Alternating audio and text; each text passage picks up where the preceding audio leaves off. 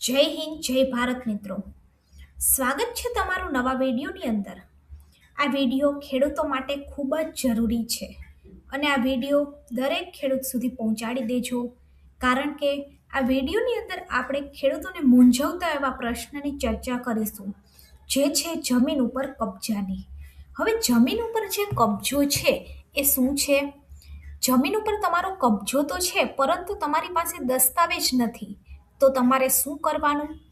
જમીન માલિક 2026ના નવા નિયમ આવી ગયા છે અને એનાથી તમે માલિકીનો હક કેવી રીતે મેળવી શકશો એની આપણા વિડીયોની અંદર સંપૂર્ણ ચર્ચા કરવાના છીએ.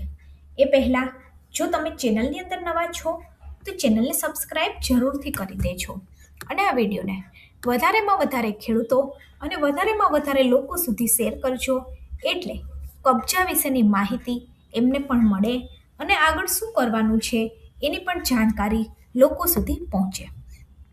હવે મિત્રો વાત કરીએ તો, જો તમારી પાસે જમીનનો કબજો છે પરંતુ દસ્તાવેજ નથી, તો તમે પ્રતિકૂળ કબજા કે જેને એડવર્સ પોસિબલ કાયદો કહેવામાં આવે છે, 12 વર્ષ સુધીના સતત કબજા પછી માલિકી હક તમે માંગી શકો છો.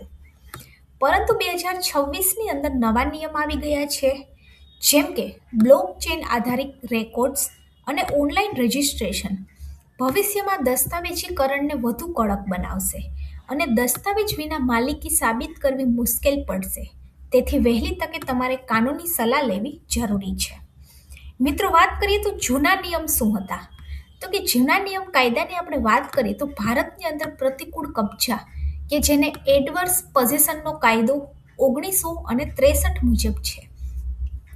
એની શરતો એ હતી કે જો કોઈ પણ વ્યક્તિ 12 વર્ષ કે તેથી વધુ સમય સુધી કોઈ ખાનગી જમીન ઉપર શાંતિપૂર્ણ, ખુલ્લેઆમ અને માલિકીની પરવાનગી વિના કબજો જાળવી રાખે અને માલિકને કોઈ કાયદેસરની કાર્યવાહી ન કરે, તો કબજેદાર માલિકીનો હક દાવો કરી શકે છે. માની લો કે તમારી પાસે કોઈ જમીન છે, એ જમીનની અંદર તમે 12 વર્ષથી કામ કરી રહ્યા છો અને આની અંદર માલિકે કોઈ પણ કાયદેસરની કાર્યવાહી તમારી સામે નથી કરી, તો 12 વર્ષ પછી તમે તેનો હક કબજો છે એ માંગી શકો છો. પરંતુ 2026ની અંદર નવો નિયમ આવ્યો છે. શું છે નવો નિયમ? તો કે ડિજિટલ રેકોર્ડ 2026થી જમીન મકાનના રજિસ્ટ્રેશન સંપૂર્ણપણે ઓનલાઈન થશે. આધાર પાન સાથે લિંક થશે. આનો હેતુ છેતરપિંડી રોકવાનો છે. આ ઉપરાંત બીજી વસ્તુ છે બ્લોકચેન ટેકનોલોજી, એટલે કે માલિકીની સુરક્ષા માટે બ્લોકચેન આધારિત રેકોર્ડ્સ આવી શકે છે. અને દસ્તાવેજનું મહત્વ, એટલે કે નવા નિયમ હેઠળ કાયદેસર દસ્તાવેજ જેમ કે રજિસ્ટર વેચાઈ, રજિસ્ટર વારસાઈ વિના નવા નોંધણી શક્ય બનશે નહીં. હવે મિત્રો, વાત કરીએ તો કબજો પ્રમાણપત્ર શું છે, એનો મહત્વ શું છે અને એ કેવી રીતે તમારે પ્રોસેસ કરવાની છે. તો એક તો છે કબજો પ્રમાણપત્ર. કબજો પ્રમાણપત્ર જે છે એ એક સરકારી કાગળ છે જે સાબિત કરે છે કે તમે ઘર, ફ્લેટ અથવા તો કોઈ પણ જમીનના કાયદેસર માલિક છો. મિલકતનો હવાલો સંભાળ્યા પછી તે તહેસીલદાર અથવા તો સ્થાનિક સત્તાવાળા દ્વારા જાહેર કરવામાં આવે છે. માની લો કે જ્યારે તમે હોમ લોન માટે અરજી કરો છો, ત્યારે તમારી મિલકત વેચવાની યોજના બનાવો છો અથવા તો કોઈ પણ કાનૂની સમસ્યાનો સામનો કરો છો, ત્યારે આ કાગળ ખૂબ જ ઉપયોગી છે. ઘણા લોકો તેને ઓક્યુપન્સી પ્રમાણપત્ર સાથે ભેળસેળ કરે છે, પરંતુ આ બંને અલગ અલગ છે. કબજો પ્રમાણપત્ર મુખ્યત્વે માલિકી દર્શાવે છે. હવે ઘર અને જમીન માટે કબજા પ્રમાણપત્રના અમુક ફાયદા છે. એટલે કે જમીન કે ઘર માટે કબજો પ્રમાણપત્ર એક કાનૂની દસ્તાવેજ છે જે જમીન ઉપર તમારા નિયંત્રણને સમાવેશ કરે છે અને ખાતરી કરે છે કે તમે મિલકતનો ઉપયોગ તમારી ઈચ્છા મુજબ કરી શકો છો. આ ઉપરાંત મિલકત ઉપર તમને 100% અધિકાર મળે છે. તમને જમીન વેચવાનો, ભાડે આપવાનો અધિકાર મળે છે. મિલકતનું મૂલ્ય વધારવા માટે તમે નવીનીકરણ અને ફેરફાર પણ કરી શકો છો. નફો કમાઈ શકો છો અને મિલકતનો કબજો ટ્રાન્સફર કર્યા પછી વેચનારનો કોઈ પણ દાવો રહેતો નથી. મિલકત પર તમારું નિયંત્રણ છે અને જો તમે વેચનાર અને પહોંચવાનો ઇનકાર કરો છો તો સોદો પૂર્ણ કરતી વખતે પૈસા હાલ લઈ શકો છો. હવે કપછું પ્રમાણપત્ર લેવા માટે શું પાત્રતા છે? તો કે જો તમારી પાસે મિલકત ઉપર કાનૂની અધિકાર હોય તો તમે કબજા પ્રમાણપત્ર માટે અરજી કરી શકો છો. એક છે ઘર ખરીદનારા. જે લોકો ફ્લેટ પ્લોટ અથવા તો ઘર ખરીદ્યું છે એમનો કબજો પ્રમાણપત્ર મળે છે. જમીન માલિકો એટલે કે જે લોકો કાયદેસર રીતે જમીન ધરાવે છે. ત્યારબાદ કાયદેસરના વારસદારો, જે મૂળ માલિકનું અવસાન થયું હોય તો એવામાં વારસદારને કબજો મળે છે. અને ભાડુઆતો, જો ખાસ રાજ્યના કાયદા હેઠળ મંજૂરી આપવામાં આવે તો ભાડુતારોને પણ કબજો મળે છે. મિલકત વેચાઈ ગયા પછી બિલ્ડર કે ડેવલપર્સ તેને રાખી શકતા નથી અને પ્રમાણપત્ર હંમેશા ખરીદદારના નામે હોવું જોઈએ. હવે મહત્વની વાત કે કબજાનું પ્રમાણપત્ર કેવી રીતે મેળવવાનું. તો કે પ્રમાણપત્ર મેળવવા માટેની પ્રક્રિયા રાજ્ય ઉપર આધારિત છે, પરંતુ મૂળભૂત બાબતો એકદમ બધા જ રાજ્યની સમાન છે.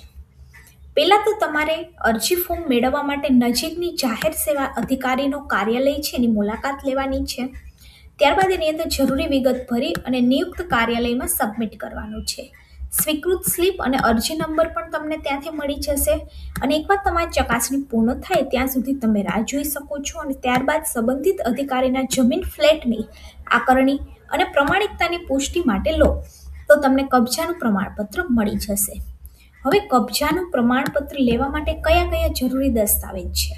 તો કે ઘરના કબજાનું પ્રમાણપત્ર મેળવવા માટે એક તો તમારું આધાર કાર્ડ, રાશન કાર્ડ, આવકનો પુરાવો, આજ સુધી જમીન મિલકત કર ચૂકવ્યો છે તેનો પુરાવો, ત્યારબાદ વેચાણ દસ્તાવેજ, મકાન પૂર્ણતા પ્રમાણપત્ર, જમીનના રેકોર્ડ, બોજ પ્રમાણપત્ર ફોર્મ નંબર 15, 2 ફોટા, મકાન અને મિલકતનો ફોટોગ્રાફ.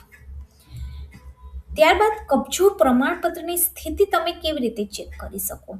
તો કે તમે જો કોઈ ઈ-ડિસ્ટ્રિક્ટ અથવા તો મી સેવા પોર્ટલની મુલાકાત લઈ અને પ્રમાણપત્રની સ્થિતિની પુષ્ટિ કરી શકો છો.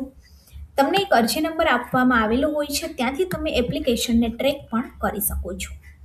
મિત્રો, વાત કરીએ તો કબજો પ્રમાણપત્રની પ્રક્રિયા અને સમયની વાત કરીએ તો રાજ્ય ઉપર આધારિત છે, પરંતુ મોટાભાગના કિસ્સાની અંદર બધા કાગળ તમારા સાચા હોય તો લગભગ 7 થી 30 દિવસની અંદર તમને કબજો મળી જાય છે. અને જો દસ્તાવેજ ખૂટતા હોય તો એની અંદર વધુ સમય લાગી શકે છે.